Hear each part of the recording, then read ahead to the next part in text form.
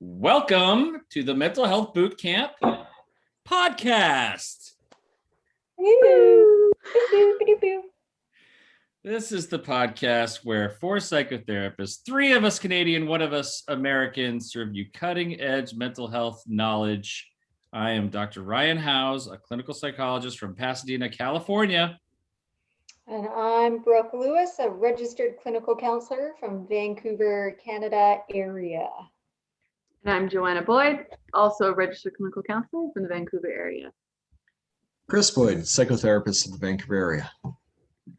That's right. And Joanna's brother. Gosh, you guys. Great to see you. Great to hear from you. Here we are in the month of May. Crazy. Enjoying changes in the weather. Longer days. Pretty nice. Mm-hmm. It's true. Enjoying that. Yeah, we had it. Oh, go ahead. What were we I just said we had like a downpour today. It was like, torrential downpour for a while. And then it was like the sun came out at golden hour and there's a big, like a vibrant rainbow on the horizon. I don't know if Brooke or Chris, you saw that, but. No. We saw the golden trees, but not the rainbow. The golden trees, and then the lower clouds were pink, and the clouds above. Anyways, it's just beautiful end to the day. So it was a nice little, makes you happy. So. Oh, that's great. So what you're saying is every storm runs out of rain. Very symbolic of COVID. And without rain, there wouldn't be a rainbow. Right? There's beauty. Really stretching it here. We could just have a podcast on metaphors. We could. Is that the topic, Joanna? No.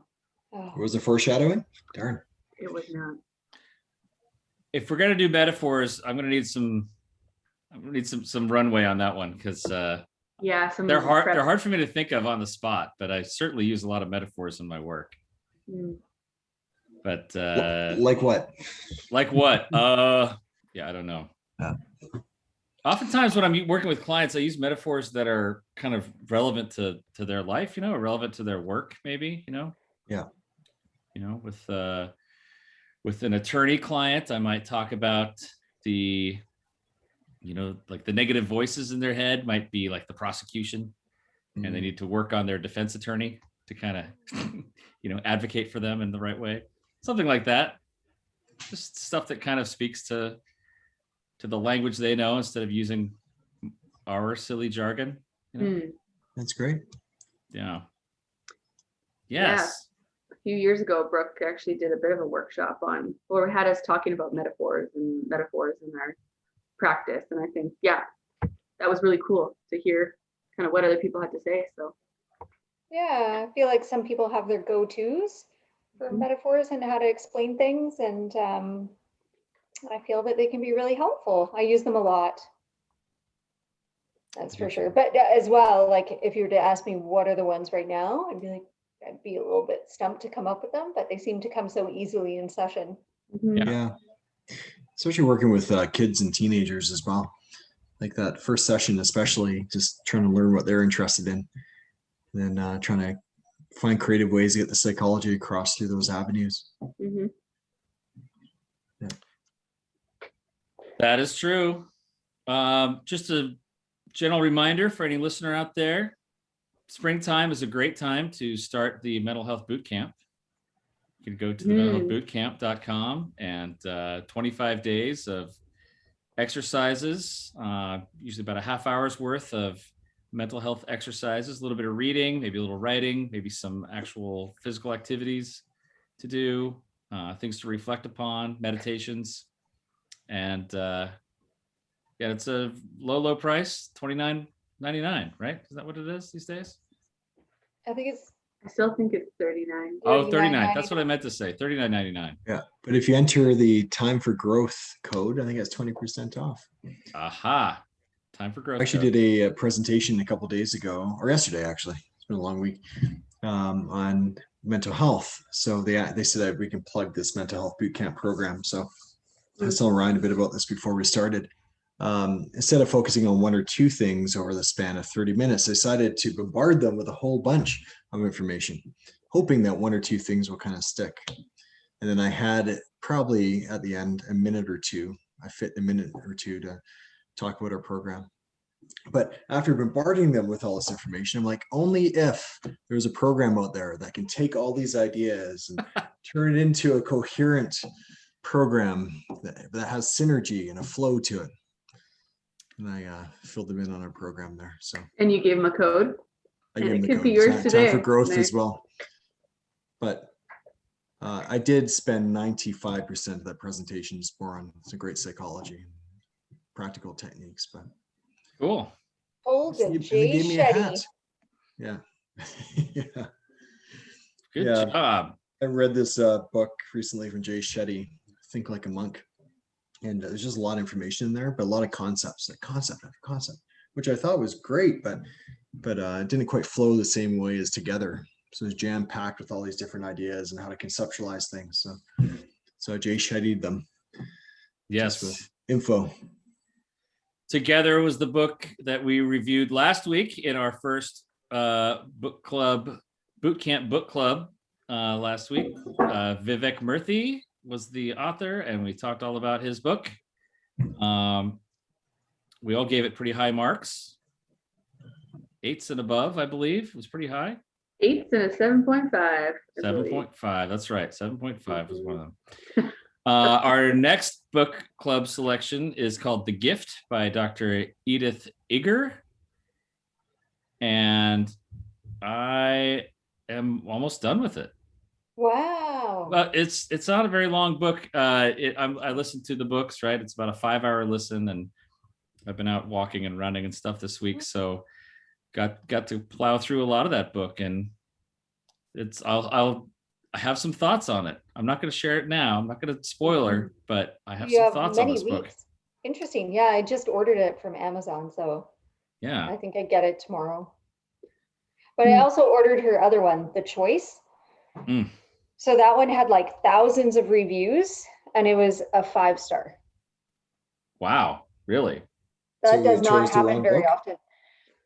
Well, the gift had like thousands of reviews, and it was like a 4.5 stars, so it was still really high. I think The Gift has been made into a movie. The Gift is a movie. But I like haven't this watched it. of her life, or I don't know. I just saw it and I assumed, but oh wow. I don't know if it's based off this. I don't imagine. Okay, disregard that. I'll look into that. We need a fact checker here. Well, definitely check out that book if you want to be participating. If you want to participate with us in the book club in another 4 weeks or so. And or if you read the book and have curious on our thoughts, if you have questions, that can help guide our discussion a bit, right? Definitely. Write to us at info@mentalhealthbootcamp.com, and we will enjoy The Gift together. So you just blended the books.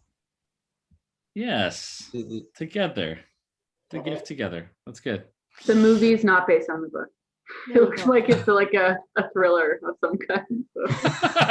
Don't look at it. Yeah, no. Yeah, didn't NSYNC do a Christmas song called The Gift? And then there's another movie called The Ultimate Gift, which is also not based on this book, but it's about like a rich fellow who like passes away, and he's giving his estate away, and he wants to give a bunch to his grandson, but he wants his grandson to go through earn a series of gifts before receiving the ultimate gift, but he's actually learning a series of values.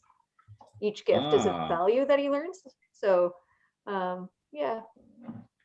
Very kind of nice. a cute movie. I like that movie. It's heartwarming. Sounds heartwarming. Very nice. Well, one of us has a gift for the other 3 of us tonight. Mm-hmm. And the gift is the gift of the ambush, where you know the topic, the other 3 of us don't. And Joanne, I believe you are in charge of the ambush tonight, right? I am. I will send it your way right now. Right on. Hopefully this goes through. A little bit of a different thing this week, so we'll see. Well, your topics seem to be that way. They're thought out. Sometimes I'm like, I wonder what's happening in Joanna's practice that she's going to talk about this week. This has nothing to do with that. No, But, like a theme that popped up or no. Yeah. I really like this topic, Joe.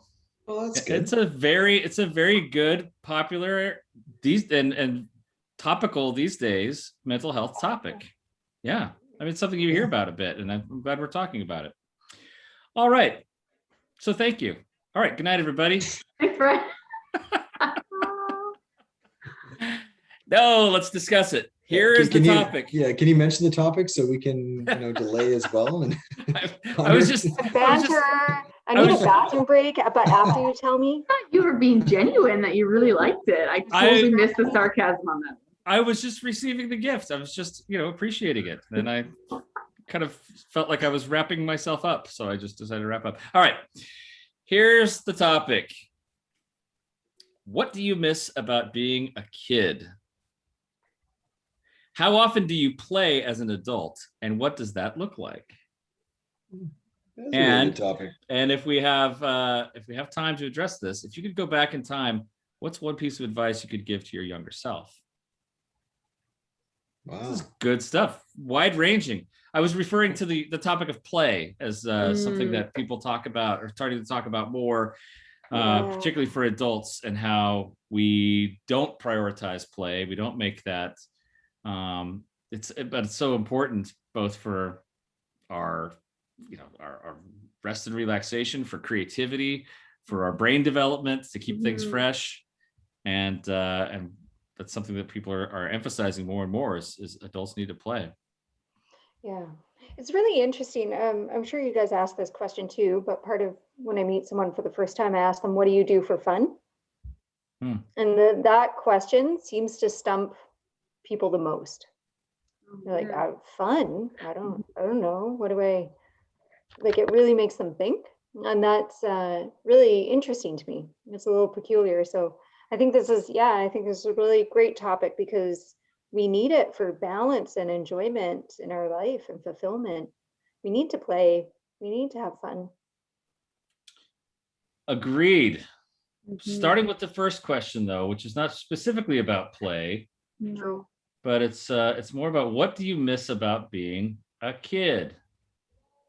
What do you miss? Now, I guess that's we'll talk about that, but I know that we should also emphasize the fact that we might have good memories about being a kid, maybe some bad ones too. But that question might hit some listeners as, oh, I don't miss anything. My childhood was horrible. Maybe they're feeling like, oh, I don't look fondly on my childhood at all. So that there's definitely that to consider as well.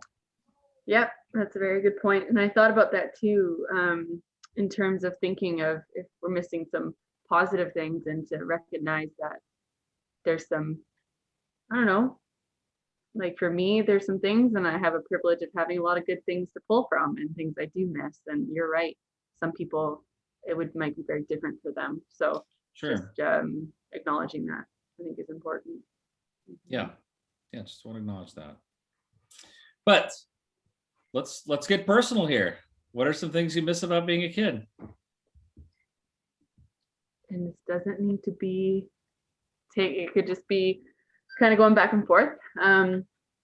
Keeping it simple. I don't know. I miss that there's a bit of, for me, and I recognize this too, that I did not have a lot of things I needed to stress about as a child. But there's some blissful ignorance that came with childhood that I definitely miss in some ways. Not, I think you kind of had your school stuff or you had, some odd little stresses here and there. But I think as I've gotten older and maybe probably because of my work, there's just a lot more that comes with adulthood. And sometimes I miss the time where I didn't know some of the stuff that was going on around me, and to just be that kid again. And luckily I was able to do that given my childhood. But yeah, that's something that comes to mind for me. Yeah, I was going to say spending time with family, but which of course I miss. But luckily we get to see each other quite a bit, but along the same lines as Joanna, yeah, very carefree. So there's definitely worries and concerns, and often it's magnified. And looking back on it, we kind of understand why from a developmental perspective. But Mhm. just the idea that you wake up and you have a day that you can go with the flow, watch cartoons, you can go outside. Just kind of remember just being more in the moment, being in that flow. But very fortunate though that myself and Joanna for sure had a really good upbringings. Parents created that sense of safety and security, healthy attachments, secure attachments. So we're able just to not worry about a lot of things. Yeah, agreed.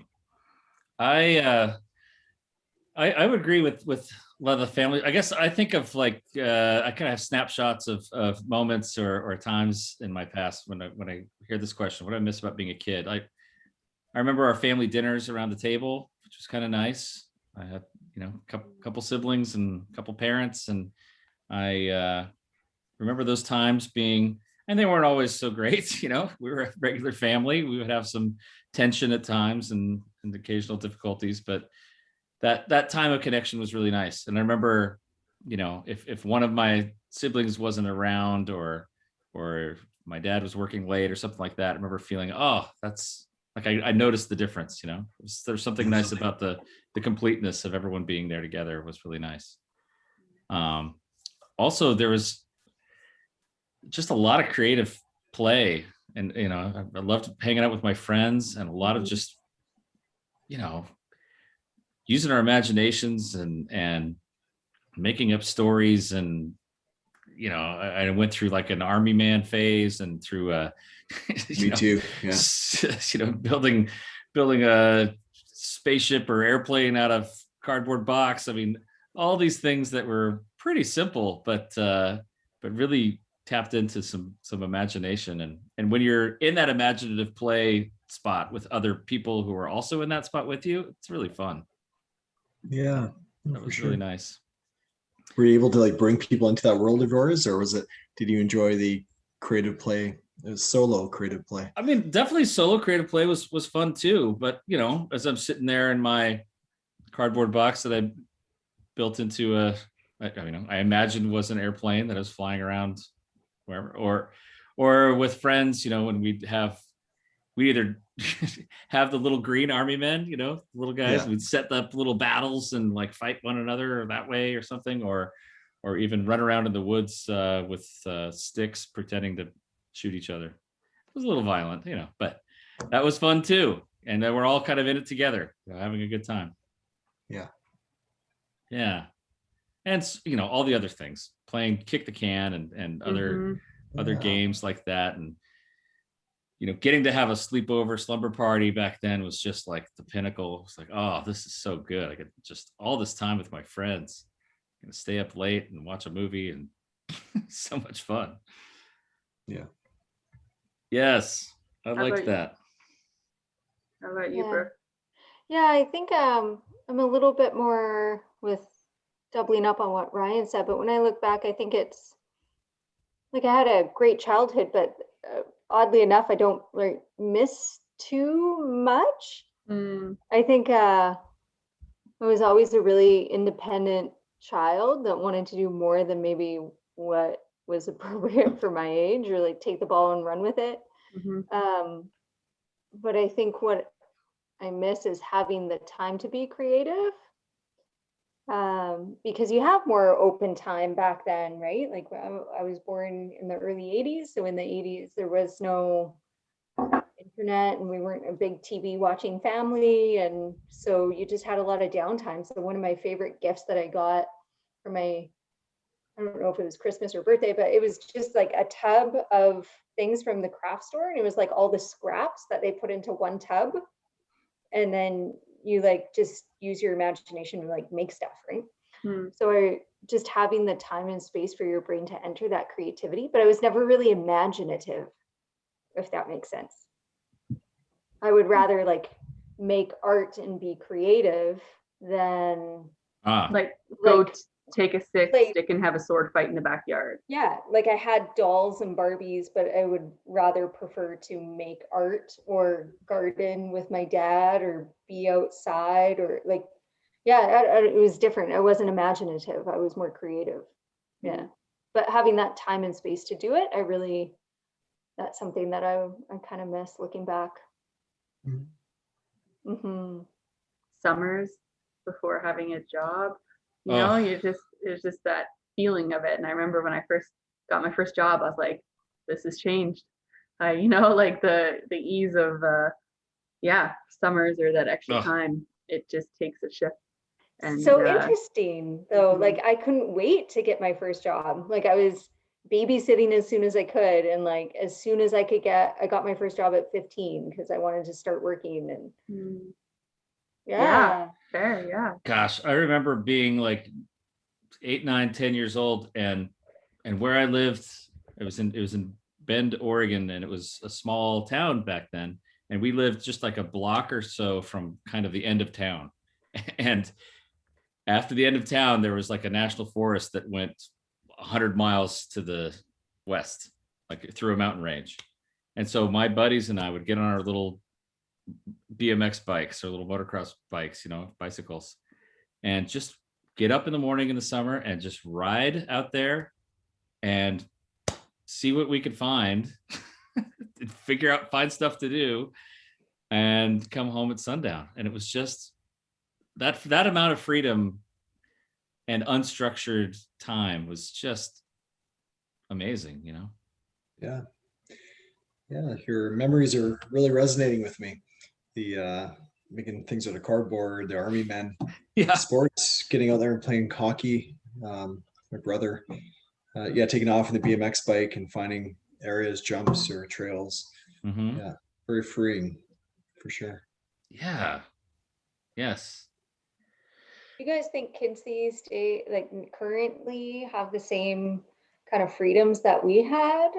I'm wondering if there's like a bit of a gap there. Is it was I don't know if it was for you guys too, but like you come home in the summer when the street light comes on. And nobody has a phone, so it's not like your parents can call you. You just tell them you're going for a bike ride and they tell you the kind of the area you're supposed to stay in and to be back when the street light comes on. Or we'd literally, you might hear someone's parent calling them, like yelling, like, Yeah. Joanna, dinner time, or like that was kind of like you're a few houses up the alley. And you're like, oh, gotta go. Or up a tree. Like, Or up a "Hey." tree. Yeah. Right. Like, yeah, for me, it was barefoot in the backyard. I'd be in the fort or climbing trees, or it was just, playing in the dirt. I loved it. Yeah, I wonder if that's kind of being robbed a bit for children now. I don't know. Well, I'm the one of us who has kids who are in that sort of play range, and I've got to say it does look a lot different, at least here in Los Angeles where I live. You know, there are safety concerns, and it's such a big place, and you know, my kids' friends are not on the block; they're a few miles away, and so you know, the whole concept of the play date, which I'd never heard until I became a parent, really. But the play date, which really is just requiring kind of scheduling among the parents. Okay, let's get these kids together for a certain amount of time. Play. You know, what are they going to do? Oh, they're going to do that. They're going to swim. They're going to ride bikes. What are they going to do? Doesn't have that same unstructured sort of feel. I'm sure that's not, you know, I'm sure it's not dead everywhere. I'm sure there are neighborhoods where kids are still, you know, coming home when the streetlights come on. But as far as the way my kids' lives look, it does look very different than the way my childhood looked, for sure. Yeah, for sure. And of course the devices, right? Yeah. And it's not just the lure of these really super engaging video games and YouTube videos, but it's also the connection. That's like one of the go-to or most convenient way to connect with your friends these days. Like, yeah, there were a lot of video games still back when we were younger, right? But there seemed to be, once you were outside, you were outside. There wasn't like you have a device with you, or it's obviously more entrenched in our society these days for sure. Everyone seems to have some kind of device, but yeah, I don't know. I just wanted to. That's true. Yeah, no, there was still, TV shows, the Disney Afternoon, and Cartoons. video games as well. And video Um, games were different, because there was no Wi-Fi, right? So if you're going to play video games with your friends, your house. friends Invite them came over. over and you had to have multiple controllers, and Yeah, it's a bit of a different setup, wasn't it? yeah. Now it's actually inconvenient to have a friend there at your house because you need separate devices and consoles. So because of the sophistication of these games, it's not easy to do that. Yeah, it's different for sure. So I always, it's nice to hear in my neighborhood here, like when kids are outside playing, it's like it's a positive and a negative all at the same time when the summer comes, because you're like, it's 10 o'clock. Why are they guys still out there doing random things? But at the same time, it's so nice to hear kids playing and laughing and playing hide and seek in the dark or getting up to shenanigans. As long as it's safe, it's good. But Sure. yeah. Sure. Yes. Back to screen time really quick. If anyone's interested in listening, episode 22, we talked to Joe Dilley, who wrote a book called The Game is Playing Your Kid. Scroll back to episode 22 to listen to more about the concerns about screen time for kids. Just throwing that in there as a little plug. Just plug it away. One of my kids had a birthday a couple of weeks ago, and we were fortunate to have a pool, and had three of his friends over to swim in the pool together for like this actual little birthday party for the first Cool. time in so long. And it was delight. I mean, like, as you're saying, Brooke, like just to hear kids playing like that is so nice. And particularly in the, with the pandemic and everything, and how it's been so different from that. But even that was like, okay, drop off the kids at 1, parents aren't coming in, kids are going to play until 3:30, then they're going to go. It's like still structured, but really nice to see that kind of social interaction. I like kind of what you said, Brooke, before, is like, I think I agree. It's not like when I posed this question, it wasn't like I wish I could go back and be a kid. I think that was a great, yeah, I think or I'm like, oh, it's not like I reminisce a lot or be like, I wish I could go back to that time. It was great and I'm happy to be where I'm at. But I think about the carefreeness or just the centeredness on play. And luckily I was able to do that in my childhood, was have more focus on play. And yeah, I think sometimes as an adult that's not focused on as much. And so it's sometimes fun to think about the magic of different experiences for the first time, or that time with friends, or certain family experiences, depending wherever you spend most of your time. But there's something about that I think gets slowly farther away as adulthood and everything that comes with that kind of creeps up. But yeah, I think that's a really good point. I'm glad you mentioned that and clarified that. And yeah, and then notice it too when we're around persons who are younger, who are in their childhood ages, and just to see them play, and to see kind of that mindset, or you can see the wheels turning of their creative imagination, or like they're really just concerned about the innocence of it. Like you said, there's just an innocence to it, and exploring the world. They're so in the moment. Curiosity, and it's remarkable. It's very magical for sure. Maybe this is a good time then to introduce that last question before we kind of turn to adult play, and say, gosh, let's say you're imagining yourself as a kid. I don't know what age range we're talking about. I think of like 9, 10, kind of that prepubescent kind of, you're old enough to get out there and be social and autonomous, but you're not yet kind of taken over by hormones and social comparison stuff or all the other stuff that comes along with middle school, junior high stuff. I don't know. I'm just thinking of that age range. But this whole idea of, okay, if you could give a bit of advice to that younger self, to that kid, if they would listen to you, by the way, they might not, because adults are probably not to be trusted, really. Not to be trusted, or you don't want to lecture to a kid, right? But if you could give a little bit of advice to that kid, is there anything you'd want to tell them about their life, about their future? I mean, what were you imagining here, Joe, for this question? Oh man, I know my question's kind of, I think I thought for that it didn't necessarily need to be as a kid, but I think I don't mind going that route. It could just be whether it's a really young kid, if it was a teen, or just your younger self in some way, more young adult and under.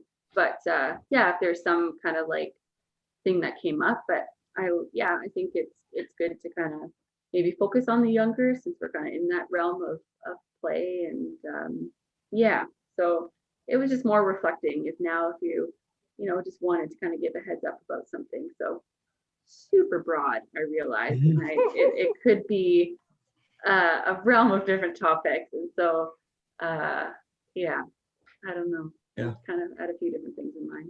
And by the way, podcast listeners from the United States, Canada, and worldwide, these are great questions for you to ponder as well, right? Absolutely. What do you miss about being a kid? And also, what advice might you give a younger version of yourself? I think this is a great question. It's one I've asked people before in therapy as well. Oh yeah, me too.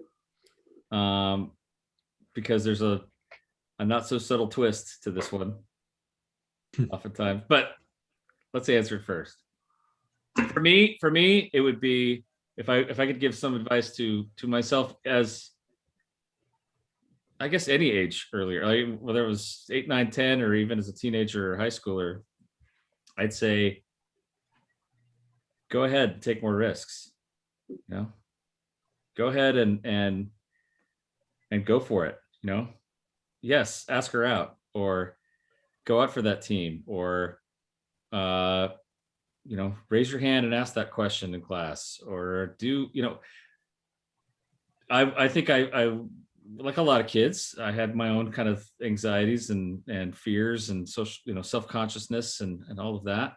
If there's any way that I could convey to that kid that so many of those fears are temporary, and it's so much, there's such a rush, such a payoff at taking that risk and either succeeding or failing. It feels good to just put yourself out there sometimes. And if you fail, it hurts, but it doesn't last forever. So I'd tell them to go 110% playing sports, and if you want to ask the girl to the dance, go ahead and ask and see what happens. That would be my advice.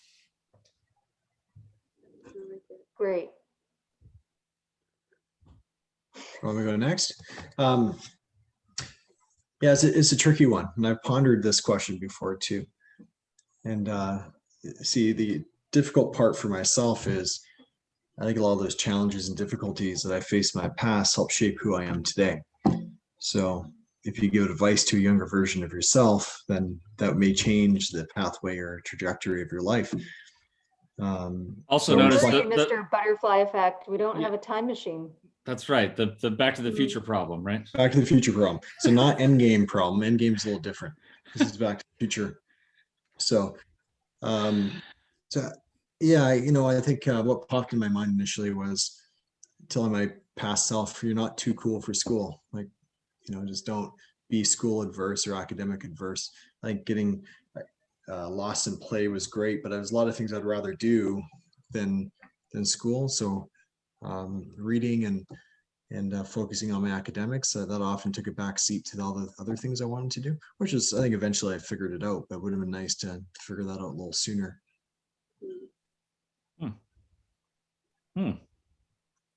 Interesting. I mean, I'm telling myself to cut loose a little more and to be a little more, take some more of those risks and do some of those things. And you're like, yeah, maybe you should have buckle down a little bit more, huh? Buckle down, get back to work. Come on, dude. You're having too much fun. You know, I've had my anxieties, and I mentioned kind of introverted there, or not, a little nervous, or, but I still think there was a lot of growth that happened there too, and I think I kind of like the way it unfolded and happened, and so I don't think I would want to mess with that part because I'd be afraid of what would happen, where I'd be right now if I did. It's great. Yeah, I like like even another way of phrasing it, and I've done this with clients as well, is maybe not advice, but if it's like you know that the younger self has to live life as it's coming.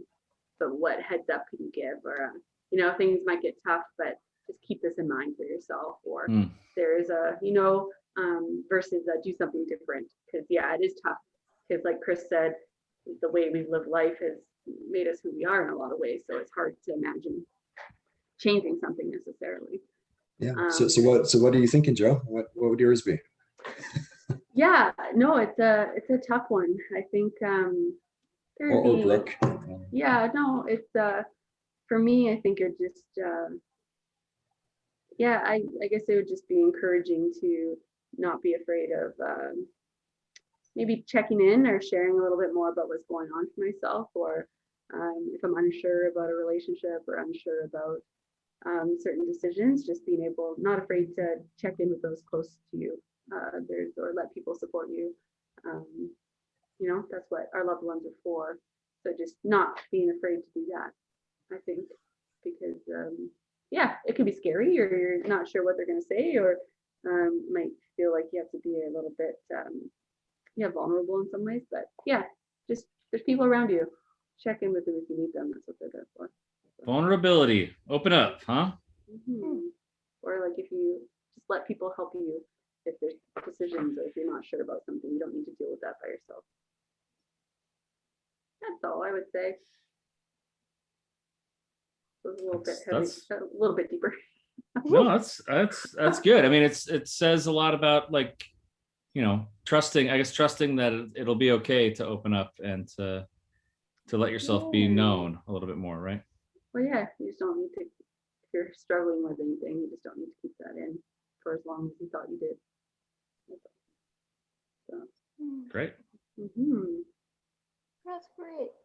Yeah, I think mine would be more just reassurance, like kind of you've got this, it's all going to work out in the end kind of thing. As I've mentioned before on other podcasts, I probably tend to run anxious, and there's like a continued sense of urgency or pushing forward or wanting to do things right or well, or am I on the right track? Is this the best decision to move forward and whatever? Yeah. So just kind of that reassurance that like it'll all work out in the end and it's going to be fine, which is funny because that's what my parents told me my entire life. So maybe just listen to my parents who are saying it's all going to work out in the end. You don't have to worry about it. It'll all smooth over, you know? But yeah, I was the opposite of Chris. Like I need to go to every single class and I need to do all my notes and I need to like very academically oriented and wanted to do well in everything, still like to do well in everything. And yeah, so it'll all work out in the end. It's okay. There you go. Yeah. Did you miss much school in high school, Brooke? No, there was like obviously some days. So because I ran anxious and wanted to do well all the time and typically was involved in a lot, and then I was highly social outside of school. Like sometimes I would take a mental health day because I would just be like stressed out. So we would call it that in my like house. So I'd be like, I just don't know if I can do this and I need to stay home today, and my parents would be fine with that. So there would be an occasional day like that, but I never like skipped class. I might have skipped like PE class at the end of the year to like go get a Slurpee, but that was about it. Yeah. Yeah. Whereas Chris was, I was in grade 8 when Chris was in grade 12, and his, I think, school bag was a bowling ball bag. Wasn't it, Sibo? Yeah. I don't even know if he had papers in it, maybe one pencil and like I don't know, It chocolate was a- bar, but It was a game. Yeah. Trying to miss as much class as I can. That is Yeah. so Somehow you made wild. it to college though. I did. Yeah. Yeah. Made it to college, but a lot of my friends were, they still found that balance with academics, but yeah, I don't know. you're I- you're But I involved was with involved. Chris. Yeah. I was You're the still very president. involved, like, Mhm. yeah, student council and pep club, which was actually a really cool thing at our school. Lots of committees, but it was, yeah, I think that is not as academic focused, but that's okay. I'm just kind of curious how I would have done if I would have been a little more focused in that way. I missed 2 days of high school. One day when I was a freshman, one day when I was a junior.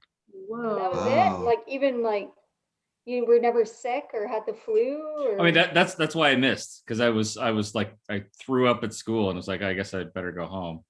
And another day I was, I don't know, some other malady, but I didn't. I mean, I don't think I wouldn't have said that I loved school, but I didn't. I didn't have anything else to do. I liked being there. I liked being around my friends. I didn't like missing out. I didn't like that feeling of, oh, I missed yesterday's class, and so now I have to catch up. I don't know what's going on. Yeah. I wanted to be on top of things. So that was, I guess, I would say there's probably some anxiety induced, some fear stuff as well. Yeah, I definitely echo that. Also, I just loved learning. I think I still do. Mm. I like to learn things. So I was just naturally curious and wanted to learn stuff. Yeah. Yeah. Wow. I think that happened for me a little later, but I liked being in school. I didn't want to miss. Good stuff, guys. Let's talk about play for adults, shall we? Yeah. That's a big deal these days. And I mean, I've seen, I send my kids to summer camp in the summer, and in doing like research on that in the past, there are adult summer camps for just grown-ups, Yep. in their 20s, 30s, 40s, 50s, whatever. Go to the summer camp and play for a while. There's a whole industry kind of being built up around play for adults, and yet still the vast majority of adults do not invest much time in play. And I love your question there before, Brooke, of like, okay, what do you do for fun? And it is hard for people to come up with an answer for that. Yeah. So what do you think are the benefits of play, and why should, I don't like using that word, but why should adults be a little more open to the idea of play, do you think? I think it's so mindful. I think play is mindful, right? Like it's a sense of mindfulness, but it's also like it's releasing chemicals. Like I'm sure it's releasing endorphins and dopamine into our system, and then we're more present and attuned in the moment. And when we're doing that, then cortisol, the stress hormone, gets stunted. Trying to read Chris's brain on what else he's going to try and say and cut him off at the source. I'm sure he has a quote from some book did a great job. somewhere. Yeah, but no, I think it's like extremely important, and it just grounds you. Yeah, stops all the thoughts and the worries, and you're just here. And you laugh, and it's good. Would you say, Brooke, because I'm interested, because you said before, like with your play as a child with these like tubs of things from the craft store, it wasn't imaginative play, but it was creative play. Is that the same in your adulthood? Would you say that any of your play Yeah. right now is still creative and not imaginative? Yeah, like I enjoy doing yard work and doing projects and colors or painting when I have time, or that kind of stuff, or knitting or crocheting, like creating a thing. It's more creative than it is imaginative for sure. Yeah. Which is interesting because I loved theater. Like that was kind of fun and playful. Did you do theater? I Were you an did. act- Yeah. You Yeah. acted. And it was great. That was fun. That was wonderful. I wish I would have seen one of your plays. Oh, I'll see what I can find for you, Ryan. Oh yes, please dredge something up. Give me a VHS tape of all Sure. that. Yeah. Yeah. But what about you guys? What are the benefits of adult play? Well, it also I think you said this. I don't know. Well, there's just so many different types of play. You can, do something where you just, like you said, for you, Brooke, it's knitting. As someone else that might not be play at all. But you can, whether it's playing a video game, but then there's also the connection time with other people where it can foster, connection time and that smile between people or that joint laugh or that just mutual lighthearted space, I think could just, release the endorphin. So connection time, I guess, if it's more of that play, or even if you don't necessarily need to be interacting with someone, but just parallel play. I know that's more of a term for kids, like the importance of just being able to play alongside someone, but I think that could be said for adult life as well. Just being in a space where you're in that creative or playful state of mind. I think that's Cards. I want to throw out cards as a form of play. For us in Canada, the three of us play a lot of cards together. Oh, Yeah, I wish I could play cards with you. Bennett, board games as well. Yeah. When I think of play, board games and cards for sure. Playing sports. So obviously we didn't get to do it this past year, but have a game of flag football. It used to be tackle football before the Super Bowl. It's a blast to get out there, and we're all out of shape, and luckily no one gets hurt. I have two nephews and two nieces, so sometimes we have some great games to kick the can in my parents' backyard. So usually you're kind of tired, exhausted, about to go home. The kid's like, "Let's play kick the can." You're like, "Okay," and then once you seconds later, you're totally into it. You're just having a blast and laughing together, or brings up lots of different emotion, of course. But art. I know Brooke and I have done this before. We threw on like a Bob Ross Netflix video and try to create what he does. Of course, we fall short, epically fall short, because Bob Ross is great. But you have the paints everywhere. It gets messy, and it's just very creative space to be in. We're dancing. Oh, that one's fun. Just getting the body moving. That is lovely. fun. Yeah. No, the kid thing for me is huge. I think it's an opportunity to kind of enter their world a little bit and just connect with them. But it's just fun. It's kind of a change. You don't really need to have these conversations. You could just dip right into wherever they're at, and it kind of direct you around. And all of a sudden we're in the backyard climbing trees, or we're kind of doing some imaginative play, and helps me feel connected to them. But it also is kind of a nice, I don't know, it's kind of fun to be goofy and silly and not really worry what you're doing, and worry what you look like. It doesn't take much either. It's like, we got a ball, we got a stick, and we got a pine cone. Let's have a game. Like, okay, here we go. So kids are the experts when it comes to it, I feel. Totally. I earlier today, I was in the pool about 15 feet behind me right here, with my kids, and just making up games. Okay, let's play this game where you have to, throw things in the bottom of the pool and see who can pick up the most of them. All these different little iterations of just little games and just play with each other. Some of them are competitive, and some of them are just kind of fun, and I think that's a nice part of being around kids. I guess whether you're an educator or an uncle or aunt or a parent or whatever it might be, but just being around kids, there is something that's kids are really good at that. They're much better at it than adults are. But when you let yourself kind of join in with that, it makes it a lot easier as an adult. No, it does. As we're talking about this, I'm thinking about, I'm a big proponent of play in a lot of ways. I have a group of people. We play music every week together. We've done that for many years, and we're playing music. It's playing, and it's sure there's there's some work elements to it as we're trying to like figure out what kind of song to play and what our parts might be and all that stuff. But there's certainly a lot of just creative, and joyful sort of moments in that, and just enjoying the kind of co-creation of something, as we make a song, and that's all very much fun for me as well. But I also find that one of my creative outlets is writing, and I've gotten into writing fiction recently. I've written a lot of nonfiction stuff through the years, psychology stuff and how to go to therapy stuff and everything like that. But to write some fiction is really, it's sort of an extension of that 8-year-old, 9-year-old me kind of creating this little world and kind of playing in it.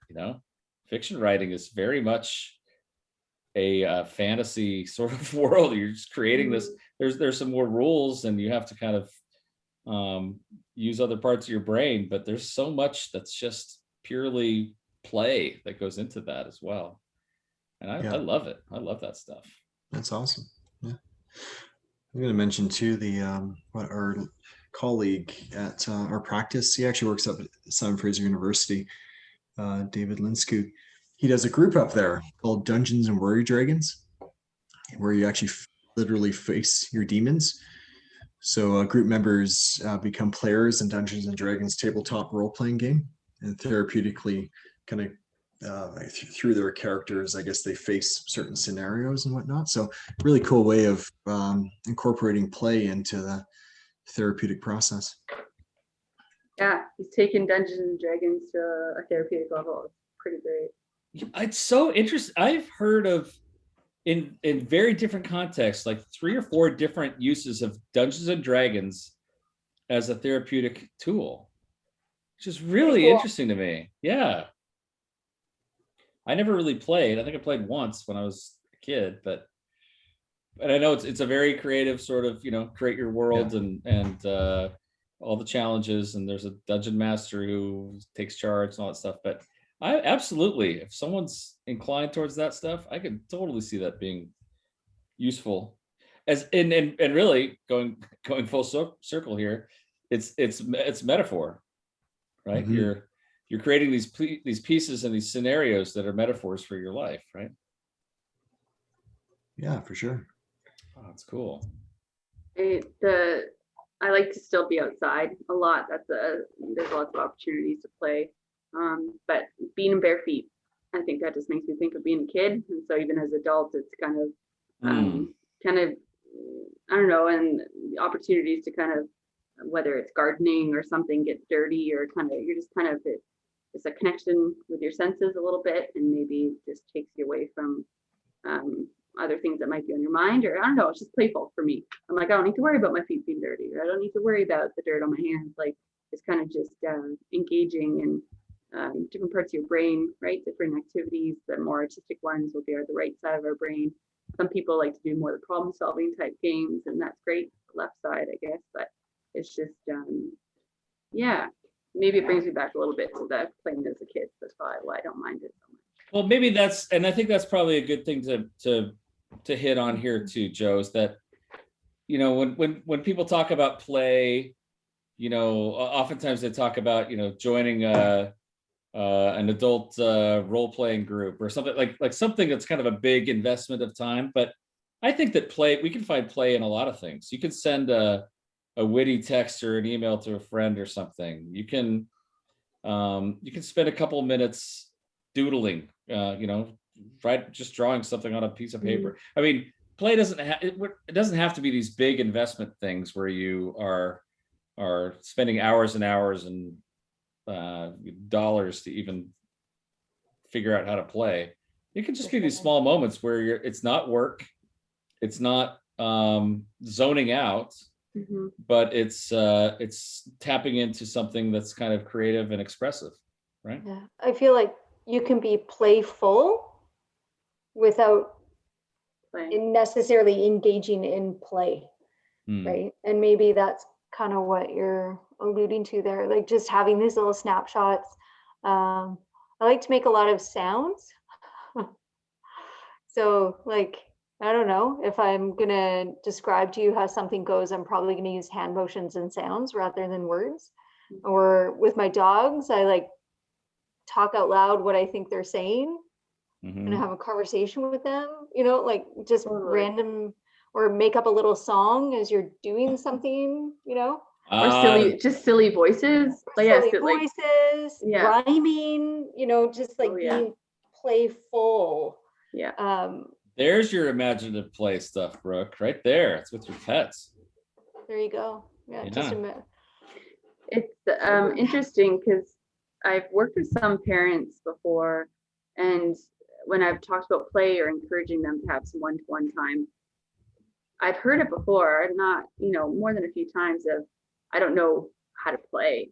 Like, I didn't really do that much as a kid, or I Mm. don't even, it's awkward to me. I don't know what to do. I don't know how to engage in that. So it's, I think there could be a lot of people that way, where the idea of play and letting loose, or having to do something that they weren't really familiar with growing up, it's super uncomfortable for them.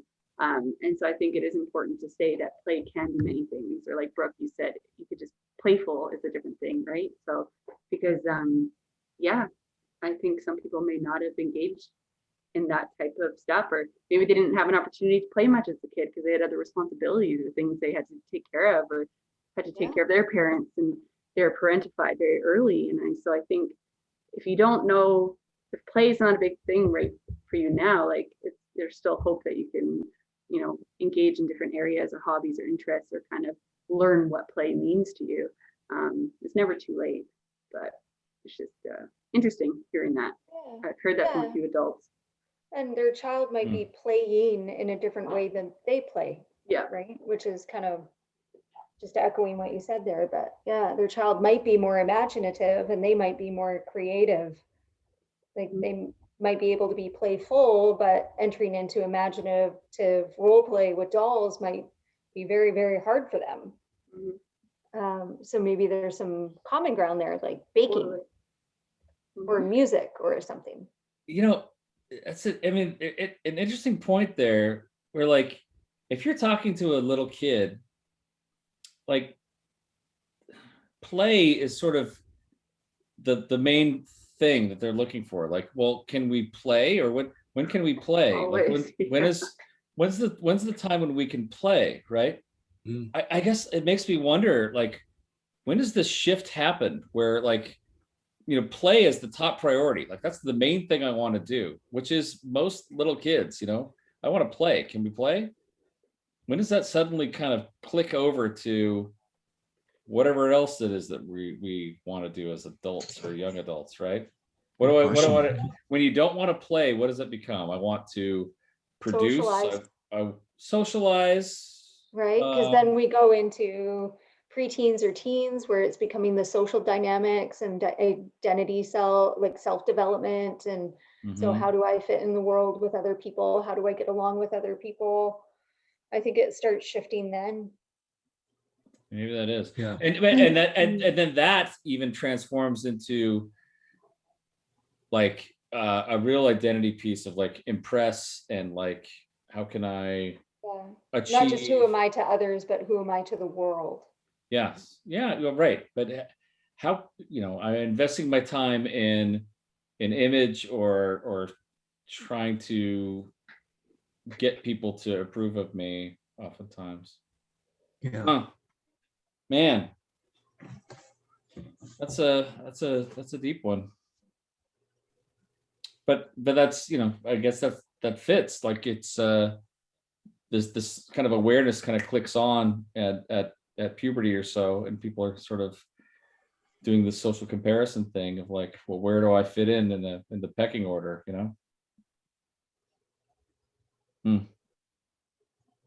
Anyway, we'll go back to play. Okay, as a Moai. Yeah. That's what we think it's pronounced that way. Moai. Not Moana. Moai. Which was introduced in the book that we talked about last week together, which is a group of people who kind of hold each other accountable to things. Is there anything that you want to focus more on as far as play is concerned? Is there any sort of play goal that you have as an adult? I think the Moai, wasn't it just like a group with mutual interest, or is just a topic, or was it all about accountability? Oh, I think I it's think- Yeah, I think it could be lots of different things, but a group coming together with a common interest or a point of connection. But I'm sure accountability could play into it. I think Mother's Day is coming up this weekend, Mhm. and hopefully going to do a backyard visit with nephews and nieces. So yeah. make that a priority for sure. Can I engage in some play then for Yeah, Mother's just Day? get right into the play. Make Yeah. make that a major focal point of the hangout. Great. Love it. At a safe distance and obviously outside running around. Maybe kick the can or something like that. We'll see. Kick the can. Mhm. Bring that back. Anyone else want to play? Brooke? Well, Some I'll be nitty playing gritty? the kick the can game. I'll be. I'll be there too. Oh yeah. I'm sure I'll incorporate play in my own way. Lots of yard things, and I think for me, play incorporates storytelling as well, like being around others and sharing stories. So I'm hoping to connect with some friends outdoor at a distance this weekend that I haven't seen face to face in a while. It's a really good friend of mine that's in the book club. But being able to see them in person and hear stories and laugh and reminisce or whatnot, for me, that's somewhat playful as well, like something that generates laughter and positive emotion. So I think getting that done would be That's really great. good. Yeah. That is What about great. you, Ryan? I want to do some more writing. I'm going to plan on doing some more fiction writing to tap into that creative fantasy part of my brain, which is fun for me. And I definitely will enjoy that. And I'm sure I'll go swimming again with my kids if the weather holds up, and we'll make up weird games and conquer each other. So that'll be fun too. That will be fun too. Well, Joe, I gotta say, I really enjoyed this topic. This was a lot of fun. This was playful for me too. Yeah, no, thanks for everyone for going along with it. A little bit different, but I think I thought it'd be fun to kind of share some of our own things and from our own lives, and we don't really do that too often as a starting point. So, and Yes. talking about play, it's important. I think no matter what age you are, play is. Yeah. And if you come up here, Ryan, next time you come up to Canada, we'll play a game of sticks. We'll go into the meadow with a couple of sticks and sword fight. And We can definitely do some sword fighting. I'm all for it. That'd be great. good. I'll bring a bunch of little green army men too. See what happens. Okay, so that's it. Like and subscribe. Apple, Google, Podbean, Audible, Spotify, Stitcher, or YouTube. Send your questions to info@mentalhealthbootcamp.com. Visit us on Facebook or Instagram. Tell a friend or two or any of your playmates. And we will see you guys next time. Good night. Bye. Bye. Good night, everybody. Boop, boop.